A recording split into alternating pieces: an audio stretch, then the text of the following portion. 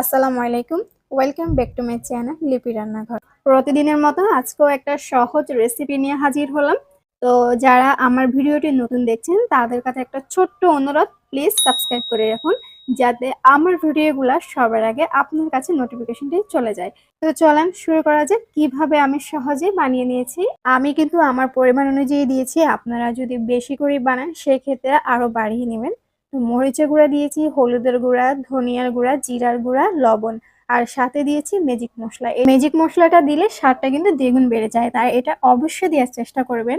আর পানিটা কিন্তু অল্প অল্প করে এভাবে মিক্স করবেন, পুরাটা একসাথে দিতে যাবেন না। তো এভাবে মিক্স করা হয়ে গেলে আমি তেলে দিয়ে দিচ্ছি, উল্টিয়ে পাল্টিয়ে দুনো পিঠ ভালোভাবে ভেজে নিচ্ছি। লো আছে অনেকক্ষণ ধরে ভাজবেন, তাহলে অনেকটা ক্রিস্পি হবে, মানে মুচমুচে হবে আর খেতে দারুণ স্বাদ। একবার হলেও অবশ্যই বাসায় ট্রাই করে দেখবেন, সবাই অনেক বেশি পছন্দ করবে।